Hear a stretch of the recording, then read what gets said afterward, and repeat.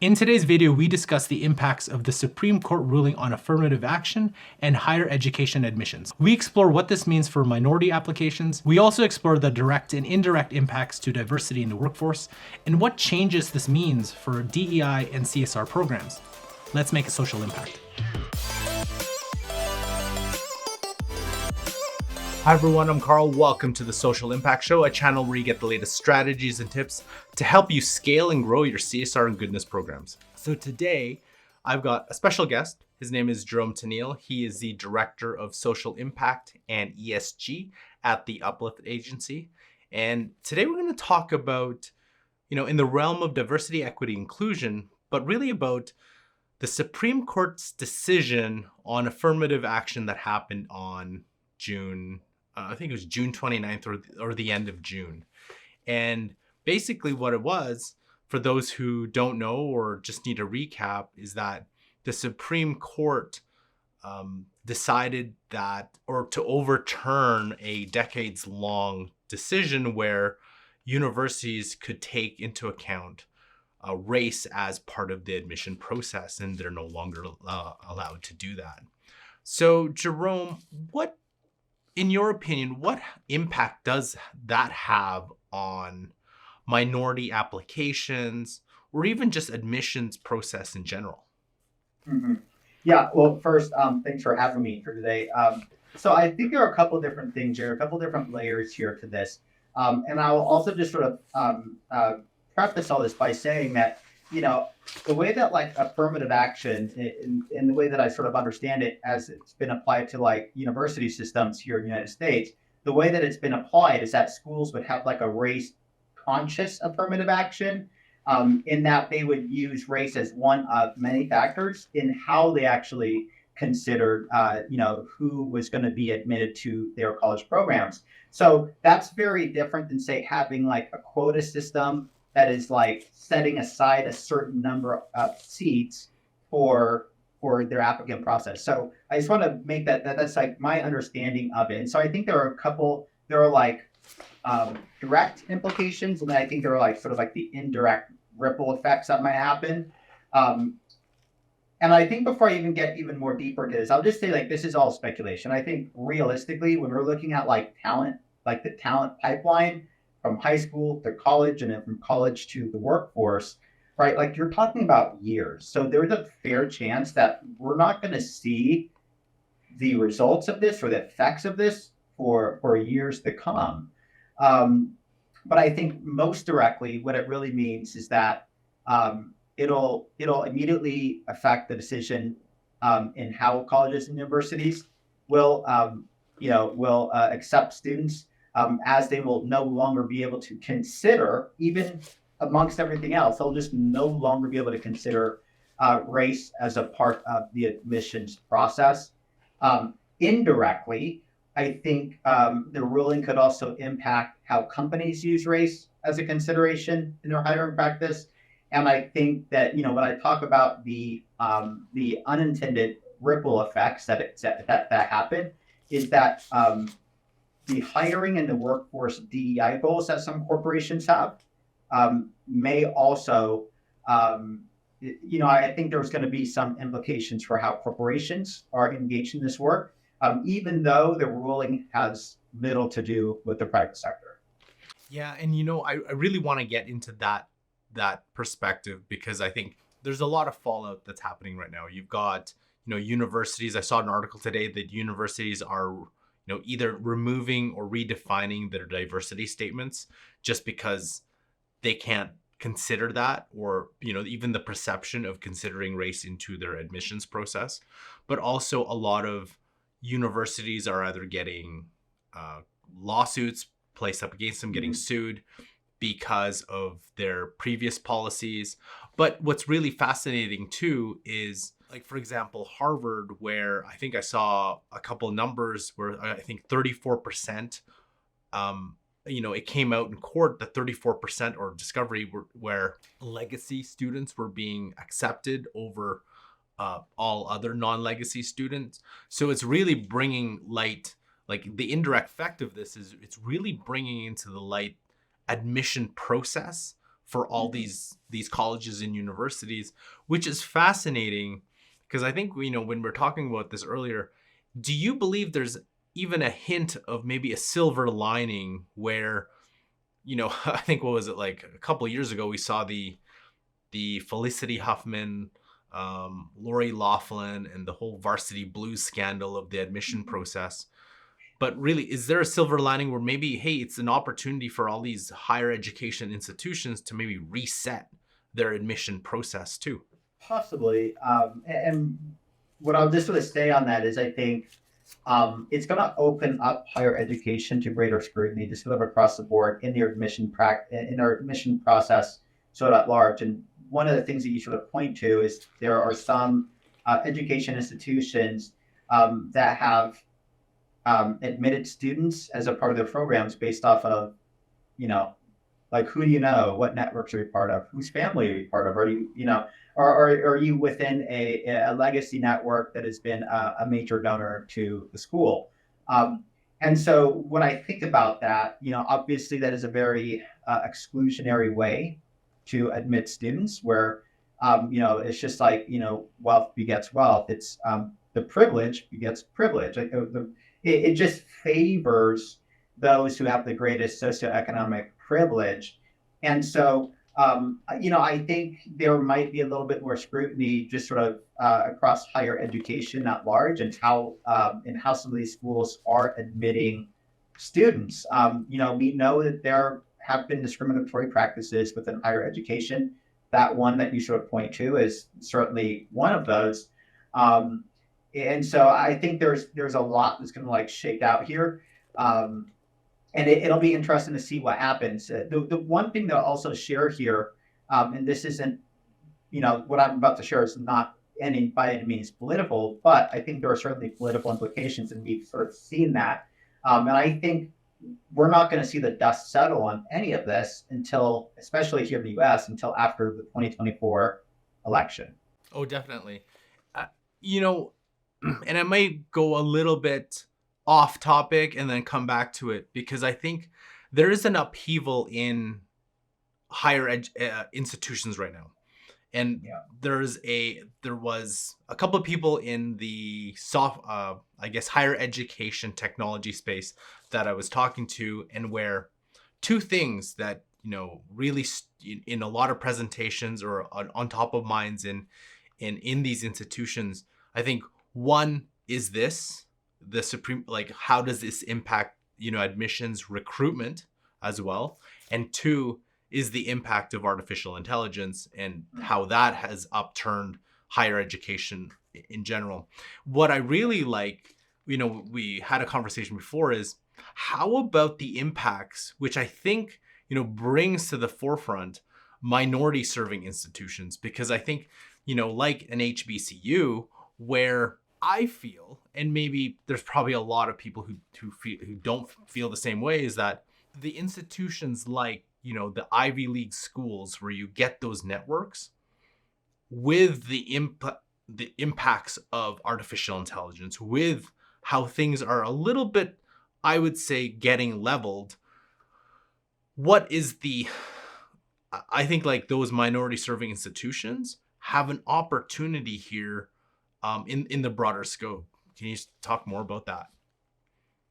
Yeah, I think the one thing I would sort of share here is, when I think about historically Black colleges and universities or other minority serving institutions in the US, I think what we're seeing with this Supreme Court rule, in higher education, it only really highlights the importance of investing in minority serving institutions. Because, if you're playing out this scenario, so let's say race is no longer considered as one of the factors that colleges and universities can use when they're admitting students. So theoretically, then you will have less diverse candidates who are entering colleges and universities, which means you'll have fewer diverse candidates who are graduating from colleges and universities.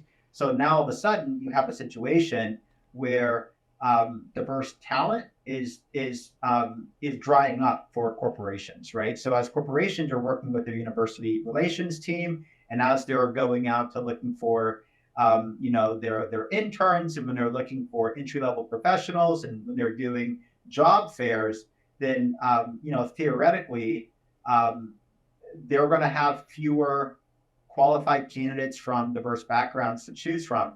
And so if you're in that position, then it only reinforces the importance of institutions like Howard University and other HBCUs, um, who have essentially been erected and founded, um, because there were certain communities that were not getting a fair shot, right? So it really just further highlights the importance of companies and others like investing in minority serving institutions, because if we play out that scenario, and if you have fewer, less diverse talent at other universities, then like you can still matter of factly get diverse talent through a minority serving institution.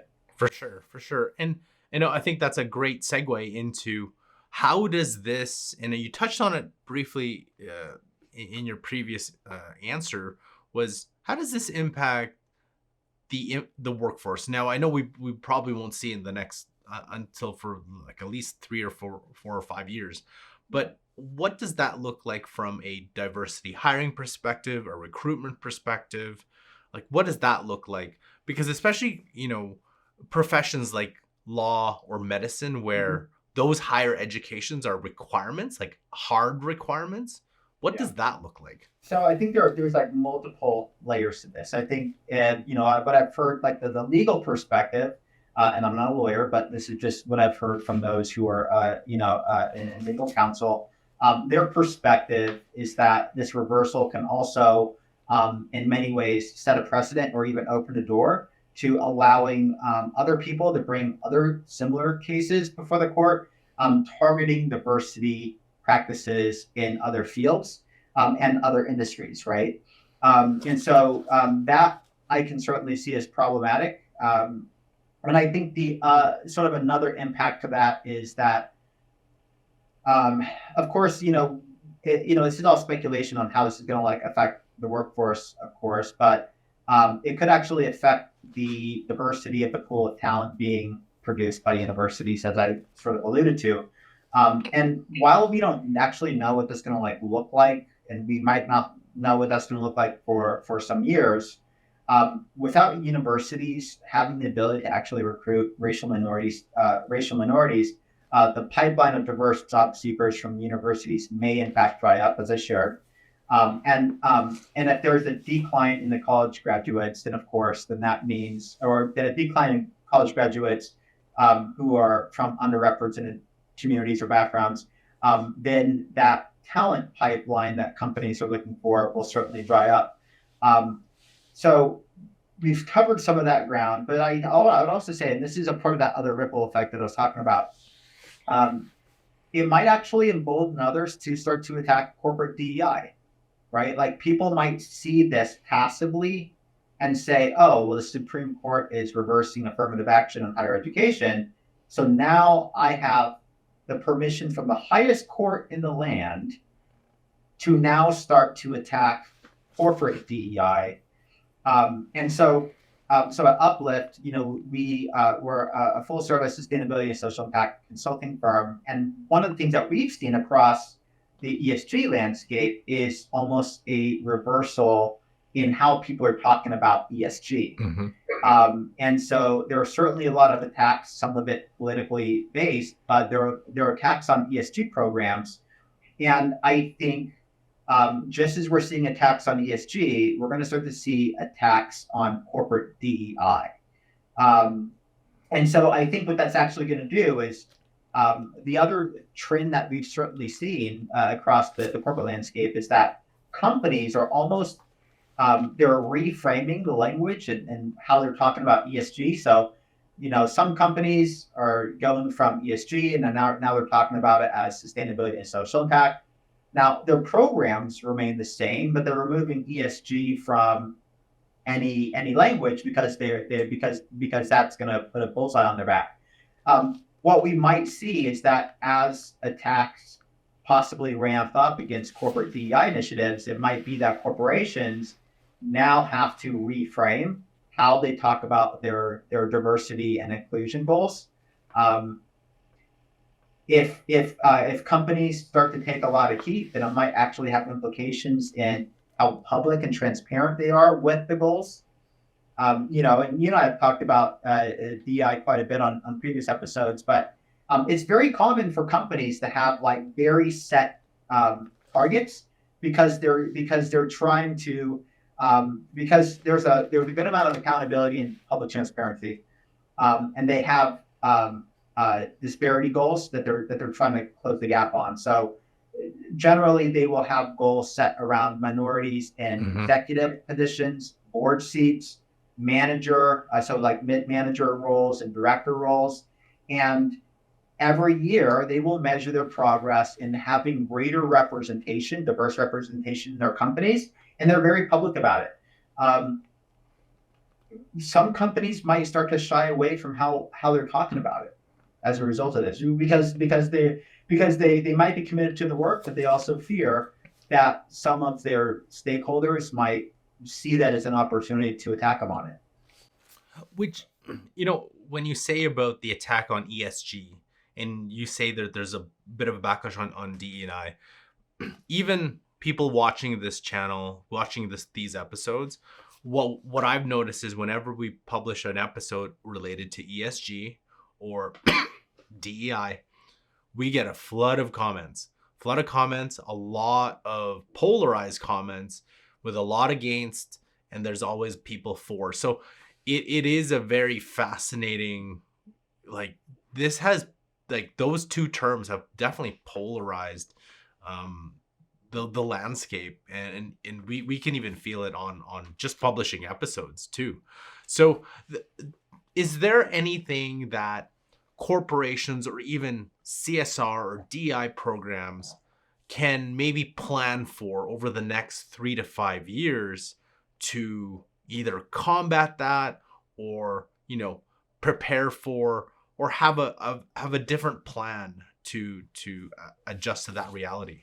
I think the answer is yes, and I think again there are a couple different layers to this. So I think so as I sort of think about this, obviously, in my opinion, there's a direct connection between, say, like public policy, government affairs work, and social impact. So it's really important, and just really understanding with like the general consumer, which I would sort of consider another stakeholder group of most corporations, having a finger on the pulse. So one of the things that I think, like I believe firmly, is that corporate responsibility teams who are engaged in social impact efforts, whether that's internally with DEI effort or whether it's more focused on, say, like racial equity funding and how they're placing their grants or volunteering in the community with specific organizations, you need to really have a finger on the pulse. And the way that you can keep your finger on the pulse is by always engaging and having a regular communication channel with your stakeholders. Your stakeholders, whether they're internally within the company, like your business leaders, whether it's your own employees across all the different segments of your traditional lines of business where you work, or whether it's different members of the community, leaders in the community, whether these are community members that might be more within the political sphere, where your government relations team might have closer interaction with them, or whether they're just your general customer. Having a good sense of sort of where they are at and the fluency in how they're understanding these topics is important, and also just understanding what their priorities are. Because once you're able to understand the priorities of all your different stakeholders, that's how you're able to navigate it a little bit more. So the reason I'm sharing this is because I think there are 3 things that are going to happen. You're going to have, on one hand, you're going to have companies who are going to stay the course, and they're going to call it diversity, equity, and inclusion, and they're going to be brave and courageous, right? And I think there are some companies that have done that. On another hand, you're going to have companies that want to stay the course, but they're going to have to change how they talk about it because of their stakeholders. And so what I mean by that is some companies, they might decide to drop DEI and reframe the conversation away from diversity and really just talk about it as like their commitment to non-discrimination policies, right? That's another way to talk about it. And to just really double down on their commitment to like the Civil Rights Act. So it might just be that the second thing here is that through stakeholder engagement and just understanding what your stakeholders care about and how they perceive certain things, you might just decide to continue doing your DEI initiatives. And now it's just a matter of how you're packaging it, how you're communicating about it in a way that makes the most sense. And then I think the unfortunate part, and this is the third one, there are some companies who are never committed to DEI. Those companies will just stop doing it. And to them, they're going to be a little fly under the radar. But I think, to sort of get back to your original question, like what can CSR or, corporate responsibility professionals do? First, it's really understanding the environment where they navigate by connecting with their stakeholders to really understand their fluency on this issue, but then also the things that they most care about, and then navigate that expertly. And again, like CSR professionals, they don't have to do this stuff alone. That's why corporations have public policy and government affairs team, right? Because that team is going to help them navigate this politically. This is why they have crisis communication team. This is why they have public relations and a media team, right? This is why they have experts within their company who understand communications. I always say that communications is the new power pie. It's about understanding, listening, and understanding what the information that you're receiving, and then being able to package something in a way that will be universally or valued by the majority of people, in a way that you can still continue doing all of your corporate responsibility, social impact work behind the scenes, but the way you're talking about it and packaging it is going to be met with less resistance because of the way that you talk about it. But so that would be like my thing. I don't know if that was like, it wasn't like a checklist or like a very specific list how you plan for it, but I do think that corporate responsibility teams can plan for it. And I think it really first starts with understanding the environment that they're operating in so they can understand how to navigate that better.